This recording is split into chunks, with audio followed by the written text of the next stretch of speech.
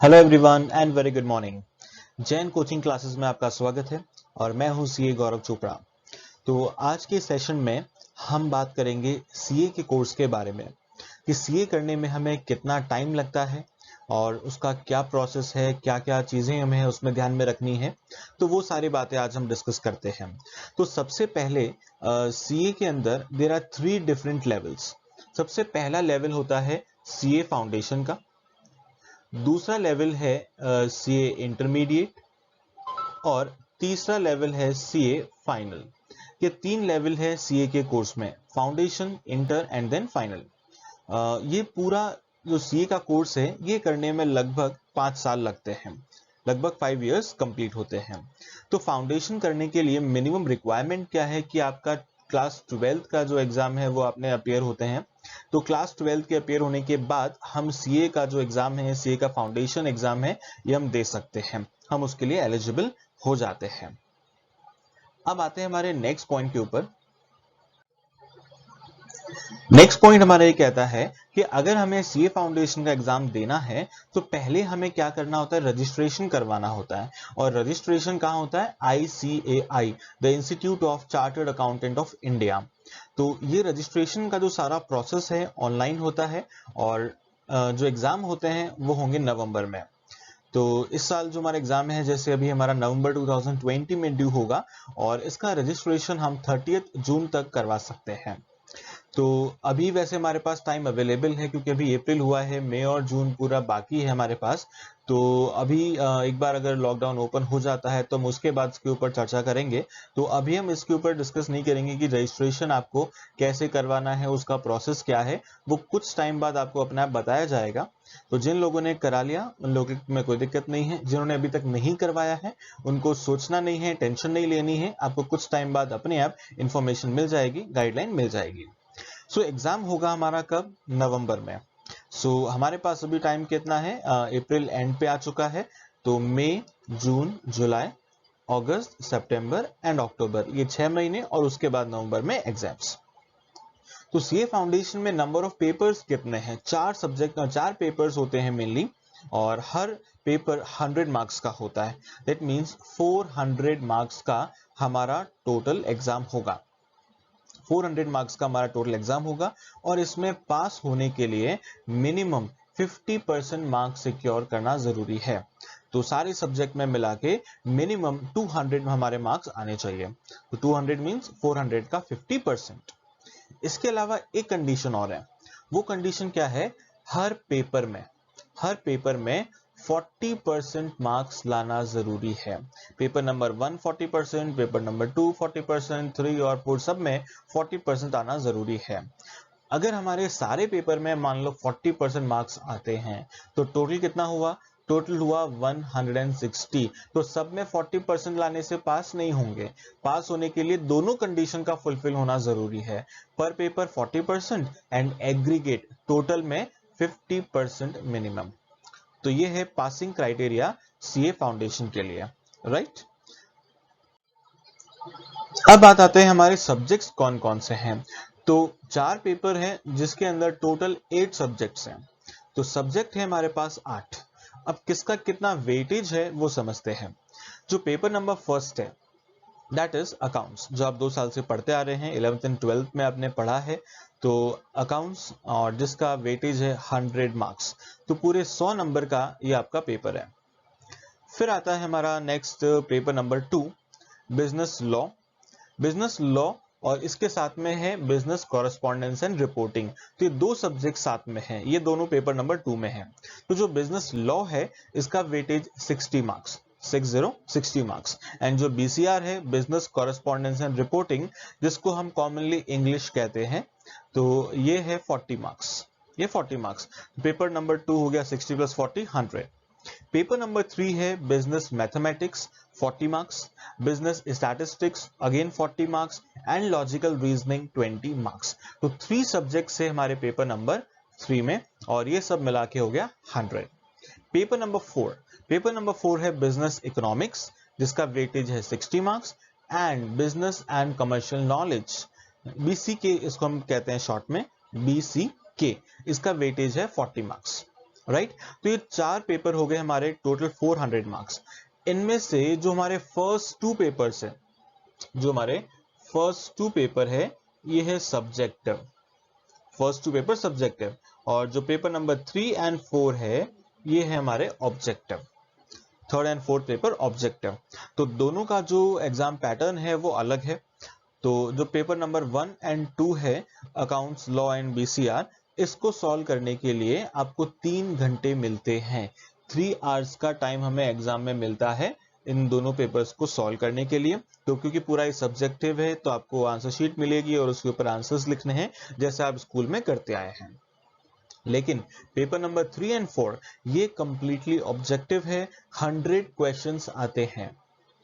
Paper number 3 में भी 100 questions है, पेपर नंबर 4 में भी 100 क्वेश्चंस है, और ये 100 क्वेश्चन सारे के सारे ऑब्जेक्टिव है। हर क्वेश्चन 1 नंबर का है, 1 मार्क्स का एक क्वेश्चन है, और इसको सॉल्व करने के लिए मिलते हैं 2 घंटे। बिल्कुल 2 घंटे ही मिलेंगे आपको ऑब्जेक्टिव क्वेश्चन को सॉल्व करने के लिए, यानी कि 120 मिनट्स।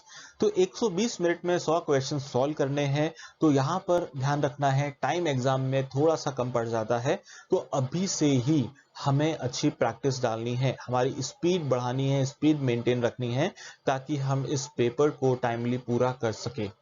राइट। तो इसके लिए आपको एग्जाम में OMR शीट मिलती है जिसके ऊपर सर्कल्स बने होते हैं, और आपको वो सर्कल फिल करना होता है यूजिंग योर पेंसिल। ठीक है, तो ये सिस्टम रहता है ऑब्जेक्टिव पेपर के अंदर। फिर बात आती है, हमारा जो इसमें पैटर्न रहता है कि हर क्वेश्चन 1 नंबर का है। अगर आपने सही आंसर दिया तो पूरा 1 नंबर मिलेगा, लेकिन नेगेटिव मार्किंग भी है। अगर आपने किसी क्वेश्चन का रॉन्ग आंसर दिया है तो 25% मार्क्स डिडक्ट हो जाएंगे, यानी कि पर रॉन्ग आंसर 0.25 मार्क्स आपका एक्स्ट्रा कटेगा। ठीक है, अब ये कैसे होती है उसकी कैलकुलेशन वो समझते हैं। Like there are 100 questions, paper में आपके 100 क्वेश्चन है, आपने उसमें से 60 क्वेश्चन सही किए हैं, करेक्ट किए हैं, गलत आपने कर दिए हैं 20, और 20 क्वेश्चन आपने छोड़ दिए हैं, ब्लैंक रखे हैं। तो इस तरह से आपके 100 क्वेश्चंस हुए। तो जो आपने 60 क्वेश्चन करेक्ट किए हैं उसके आपको कितने मिलेंगे? पूरे 60 मार्क्स मिलेंगे। जो आपने गलत किया उसका कुछ भी नहीं मिलेगा, लेकिन आपको वहां पे कुछ मार्क्स देने पड़ेंगे, डिडक्ट हो जाएंगे, नेगेटिव मार्किंग होगी। कितनी होगी? जो गलत किए उसका 25%, तो 20 इंटू 25%, यानी कि 5 नंबर आपके यहां से माइनस हो जाएंगे, 5 मार्क्स आपके माइनस हो जाएंगे। और जो क्वेश्चन आपने छोड़ दिए उसका क्या होगा? कुछ भी नहीं, ना तो कुछ आपको मिलेगा और ना ही आपका कुछ जाएगा। तो नेट मार्क्स आपके कितने आएंगे यहाँ पर देखें? 55। तो अगर आपने 60 करेक्ट किए हैं, 20 रॉन्ग किए हैं, 20 छोड़ दिए हैं, तो आपके मार्क्स 60 नहीं 55 आएंगे। यहाँ पर हमें ध्यान रखना है कि बहुत से स्टूडेंट क्या करते हैं, जिनको आंसर नहीं आता है वो तुक्का लगा देते हैं कि ऑप्शन ए नहीं तो बी, बी नहीं तो सी, कुछ भी टिक कर देते हैं। तो यहाँ पर आपको कुछ भी टिक नहीं कर देना है क्योंकि नेगेटिव मार्किंग होती है। राइट। तो ये हुआ हमारा ऑब्जेक्टिव पैटर्न। अब आता है हमारा नेक्स्ट पॉइंट कि एग्जाम में हमें कैलकुलेटर अलाउड है। इसके ऊपर हमने पहले भी डिस्कस किया था। कैलकुलेटर एग्जाम में अलाउड है। 2 तरह के कैलकुलेटर होते हैं, एक साइंटिफिक और दूसरा नॉर्मल। तो जो पहली पिक्चर आपको दिख रही है ये है साइंटिफिक कैलकुलेटर की। ये कैलकुलेटर हमारे एग्जाम में अलाउड नहीं है। तो आपके पास अगर ऐसा कैलकुलेटर है इसको साइड में रख दें, इसको आपको यूज नहीं करना है, क्योंकि इसमें लॉगरिथम, ट्रिग्नोमेट्री, अलजेब्रा ये सारे फंक्शंस होते हैं, तो ये एग्जाम में हमारे अलाउड नहीं है। जो आपको सेकंड पिक्चर दिख रही है ये हमारा नॉर्मल कैलकुलेटर जो कि एग्जाम में अलाउड होगा। राइट। किसी भी कंपनी का, किसी भी ब्रांड का हो सकता है, उसमें कोई दिक्कत नहीं है, लेकिन इसी तरह का कैलकुलेटर होना चाहिए। राइट। तो कैलकुलेटर की आपको थोड़ी प्रैक्टिस करनी पड़ेगी, स्पेशली हमारे पेपर नंबर 1 और 3 के लिए, क्योंकि अकाउंट्स के अंदर भी पेपर थोड़ा लेंदी हो जाता है, कैलकुलेशंस आती है, तो कैलकुलेटर पर आपकी थोड़ी स्पीड अच्छी होनी चाहिए। एंड मैथ्स और स्टैट्स में और रीजनिंग में तो नो डाउट एग्जाम में टाइम बहुत कम पड़ता है, तो इसलिए आपको अभी से ही कैलकुलेटर यूज करना शुरू कर देना है। ओके। नाउ नेक्स्ट पॉइंट आता है सेपरेट नोटबुक। आपको हर प्रैक्टिकल सब्जेक्ट की अलग अलग नोटबुक बनानी है, मेंटेन करनी है। जैसे अकाउंट्स का आप सेपरेट रजिस्टर मेंटेन करेंगे, एक सेपरेट रजिस्टर मैथ्स का अलग हो गया, स्टैट्स का अलग हो गया, और एक लॉजिकल रीजनिंग का। तो ये सारे सेपरेट रजिस्टर आपको मेंटेन करने हैं। तो ये मेंटेन करने के साथ साथ में नोटबुक के स्टार्टिंग में आपको क्या बनाना है, इंडेक्स। और जो आपका इंडेक्स बनेगा उसके अंदर आपको क्या करना है, जो भी आपके चैप्टर्स आपकी नोटबुक में हो रहे हैं वो आप पहले लिख देंगे, उसका हेडिंग। और फिर उसके बाद आपको उसमें क्या लिखना है, क्वेश्चन नंबर की सीक्वेंस। ये नॉर्मली कोई नहीं करता, इंडेक्स बहुत से लोग बनाते हैं, लेकिन उसमें क्वेश्चन नंबर की सीक्वेंस बहुत कम लोग लिखते हैं। जैसे मान लो आपके एक चैप्टर है इंडेक्स नंबर, और जिसके अंदर है 80 क्वेश्चंस। तो आपके जो 80 क्वेश्चंस है, तो कई बार होता है कि हम क्वेश्चन को थोड़ा आगे पीछे कर लेते हैं, और लेकिन जब हम उसको रिवाइज करते हैं तो क्वेश्चन नहीं मिलता है, ढूंढने में दिक्कत आती है। तो आपको क्या करना है, जो आपका इंडेक्स है वहां पर आपको क्वेश्चन नंबर की सीक्वेंस लिख देनी है। लाइक पहले आपने क्वेश्चन नंबर 1 किया, 2 किया, फिर 5 कर लिया, फिर 3 4 किया, इस तरह से। तो आपको इंडेक्स के अंदर पूरी सीक्वेंस मेंटेन करनी है। 80 क्वेश्चन है तो सारे 80 क्वेश्चंस आपको उसमें लिखने हैं, ताकि आपको ध्यान रहेगा कि किस जगह पर आपका ये क्वेश्चन है उसका सॉल्यूशन है। तो जितने भी प्रैक्टिकल आपके सब्जेक्ट्स हैं, सबकी आपको सेपरेट नोटबुक बनानी है, और ये नोटबुक आपकी टाइम टू टाइम चेक भी होगी। तो रैंडमली किसी का भी चेक किया जा सकता है, सारे टीचर्स आपसे कभी भी डिमांड कर सकते हैं आपकी नोटबुक के बारे में। तो इसलिए आपकी नोटबुक हमेशा कंप्लीट रखें, तैयार रखें, और विद इंडेक्स। फिर नेक्स्ट पॉइंट आता है सब्जेक्टिव पेपर के लिए। अब सब्जेक्टिव पेपर में स्टूडेंट ये कहता है कि क्या सर हमें नोटबुक बनानी चाहिए या नहीं बनानी चाहिए। तो जब मोस्टली स्टूडेंट से पूछा जाता है तो वो कहते हैं सब्जेक्टिव में तो कहाँ जरूरत है, हमें तो नोट्स को याद करना है और एग्जाम में जाकर लिख देना है। तो मोस्टली स्टूडेंट ये सोचते हैं, लेकिन ये थिंकिंग गलत है। गलत क्यों है मैं आपको ये बताता हूँ। मोस्टली स्टूडेंट पेपर नंबर 2 में क्या करते हैं, सिर्फ याद करते हैं, लिखते नहीं हैं। तो पेपर नंबर 2 जो आपका स्पेशली लॉ है, बीसीआर है, ये भी अपने आप में एग्जाम में लेंदी होता है। कई बार होता है कि 3 घंटे में हम अपना पेपर पूरा नहीं कर पाते हैं, और पूरा नहीं होने का सबसे मेन कारण है हमारी राइटिंग प्रैक्टिस नहीं होती है। सब्जेक्टिव पेपर तो हम पहली बार ही कहाँ लिखते हैं, एग्जाम में जाकर लिखते हैं, या फिर मजबूरी में जब हमारे टेस्ट होते हैं तब लिखते हैं। उसके अलावा हम उसकी प्रैक्टिस करते ही नहीं हैं। तो इसलिए आपको क्या करना है, हर चैप्टर की प्रैक्टिस करनी है। जैसे अगर मैं लॉ की बात करूं, तो हर चैप्टर के पीछे आपको कुछ क्वेश्चंस दिए हैं, प्लस आपको लेक्चर्स के अंदर या लेक्चर्स के बाद में टीचर आपको ये बताएंगे कि आपको ये क्वेश्चंस जो है अपने आप से सॉल्व करने हैं। तो आपको सारे क्वेश्चन लिखने हैं। आप अपनी लैंग्वेज में लिखें, नोट्स की लैंग्वेज में लिखें, वो आपको टीचर्स गाइड करते रहेंगे, लेकिन आपको लिखना जरूरी है। हर चैप्टर के जो भी रेलेवेंट क्वेश्चंस हैं वो क्वेश्चंस आप लिखें। यहाँ पर मैं ये नहीं कह रहा हूँ आपको नोट्स को पूरा के पूरा कॉपी करना है। आपको क्वेश्चंस अलग अलग बना करके, और जो इंपॉर्टेंट वंस है वो सब आपको अपनी नोटबुक के अंदर लिखने हैं। तो इसलिए आपको सेपरेट रजिस्टर बनाना है, स्पेशली लॉ के लिए और बीसीआर के लिए, यानी कि इंग्लिश के लिए। ठीक है। इकोनॉमिक्स के अंदर आप ये कर सकते हैं, क्योंकि एट प्रेजेंट आपके पास फिजिकल फॉर्म में नोट्स नहीं है, और इकोनॉमिक्स के अंदर हमारे बहुत सारे डायग्राम्स भी आएंगे। तो इसलिए इकोनॉमिक्स के अंदर आप क्या कर सकते हैं, जितने भी डायग्राम है उसको आपको हाथ से बनाना है। जो भी डायग्राम है वो आपको हाथ से बनाना है। अब अगेन यहाँ पर एक क्वेश्चन मार्क आता है।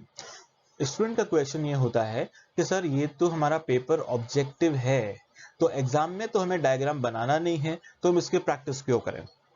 तो यहां पर आपको समझना है, अगर आप डायग्राम बनाएंगे तो डायग्राम से रिलेटेड थ्योरीज होती है। तो अगर आपको डायग्राम पता है तो आपको वो थ्योरी याद करने की जरूरत नहीं है, डायग्राम के थ्रू ऑटोमेटिकली वो चीज याद हो जाएगी। कौन सा कर्व कहाँ मूव कर रहा है, कब ऊपर जा रहा है, कब नीचे आ रहा है। तो अगर आपको डायग्राम पता है तो थ्योरी को रटने की जरूरत नहीं है। ठीक है। और कई बार एग्जाम में ऐसा भी क्वेश्चन आता है कि फिगर एग्जाम में गिवन होगा, आपको पहचानना है कि वो कौन सा कर्व है।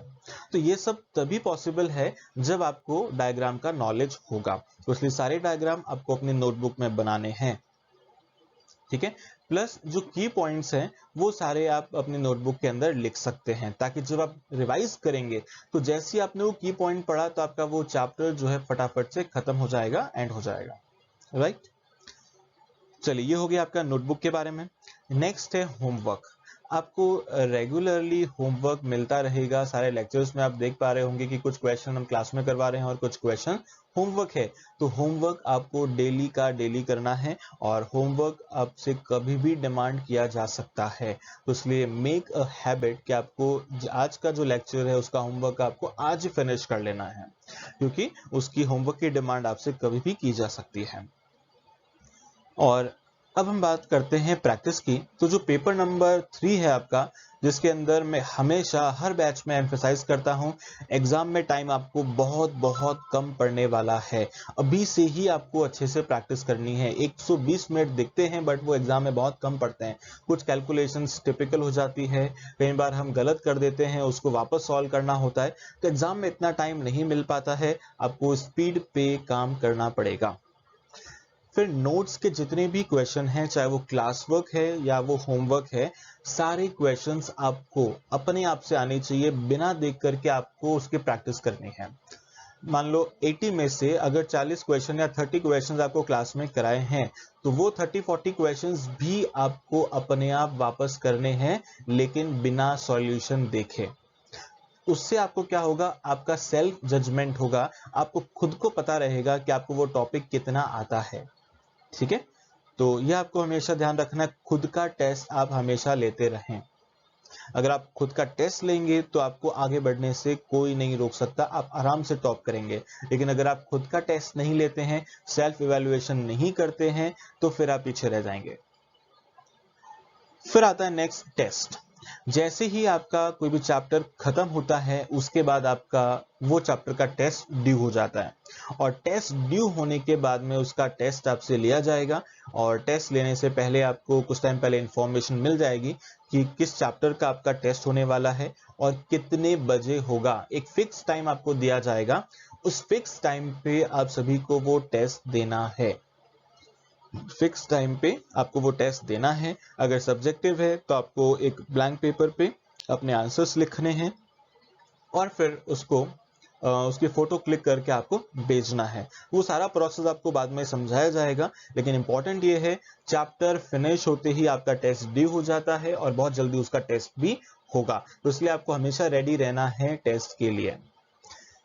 फिर आता है हमारा now the next point is doubt timing.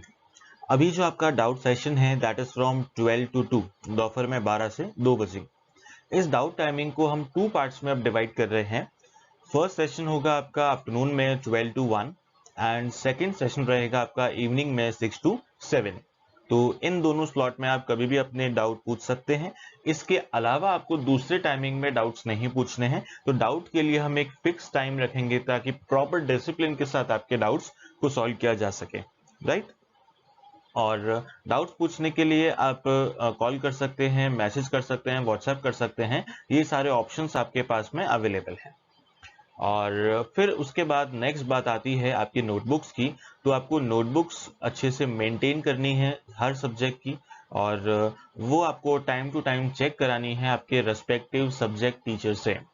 जैसे अगर लॉ की नोटबुक है तो वो आप चेक करवाएंगे जयेश भंडारी सर से, अकाउंट्स की नोटबुक है तो वो आप चेक करवाएंगे BR जैन सर से, मैथ्स की है तो वो आप चेक करवाएंगे निरंजन माथुर सर से, स्टैटिस्टिक्स और इकोनॉमिक्स है तो आप चेक करवाएंगे मेरे से। तो इस तरह से आपको अपनी सारी notebooks time to time check करवानी है अपने रेस्पेक्टिव टीचर से। तो अभी तक आपने जितना भी काम किया है, जितना भी नोट डाउन किया है, जितनी भी कॉपीज आपने मेंटेन की है, वो सब की फोटोज और वीडियो बना के आपको रेस्पेक्टिव सब्जेक्ट टीचर को भेजना है। तो ये आप ध्यान में रखें, सारी नोटबुक्स आपको मेंटेन रखनी है। और ये जो सारे पॉइंट्स है ये सारे आप ध्यान में रखेंगे। और इसके अलावा और भी कोई पॉइंट होंगे तो वो आपको टाइम टू टाइम नोटिफाई किया जाएगा। ठीक है, so till then bye bye, take care.